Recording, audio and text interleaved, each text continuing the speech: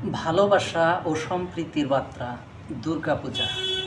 বন্ধুরা, আসসালামু আলাইকুম এবং হিন্দু ভাই বোনদের জানাই শারদীয় দুর্গাপূজা অনেক অনেক শুভেচ্ছা ও অভিনন্দন। দেখুন, আমাদের ধর্মের পথ আলাদা হতে পারে, কিন্তু উৎসবের রং আর ভালোবাসার অনুভূতি কিন্তু এক। এই মুহূর্তে আমাদের চারপাশে আনন্দের যে ঢেউ, তা শুধু একটি ধর্মের উৎসব নয়, এটি আসলে মানবতার মিলন মেলা।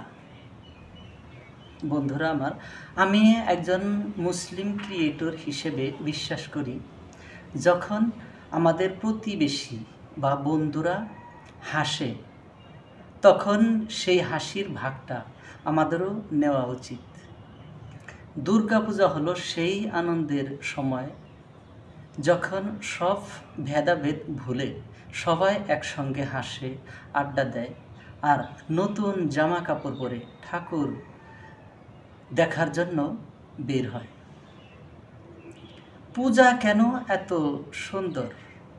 পূজা মানে শুধু প্রতিমা নয়, পূজা মানে হচ্ছে পরিবারের ও বন্ধু বান্ধবদের সঙ্গে পুনর্মিলন। নতুন জামা কাপড় পরা, ঘুরে বেড়ানো এবং উৎসবের মেজাজ।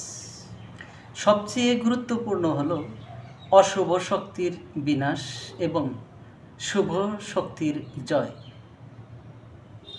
যা সব ধর্মেই মূল বার্তা, সব ধর্মেরই মূল বার্তা।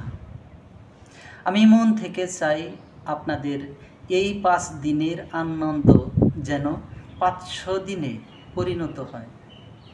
এই উৎসব আপনাদের জীবনে সুখ, শান্তি এবং সমৃদ্ধি নিয়ে আসুক। আমার সকল দর্শককে একটা অনুরোধ, আপনারা শুধু নিজেরা আনন্দ করবেন না, আপনারা আপনাদের আশেপাশের ভিন্ন ধর্মাবলম্বী বন্ধুদের সঙ্গেও শুভেচ্ছা বিনিময় করুন। তাদের প্যান্ডেলে যান, হাসুন, কথা বলুন এবং এই আনন্দ ভাগ করে নিন। কারণ আমাদের ঐক্য আমাদের সবচেয়ে বড় শক্তি। আপনারা যে ভালোবাসা এবং সম্প্রীতি দেখাবেন, সেটাই হবে এই উৎসবের সেরা উপহার।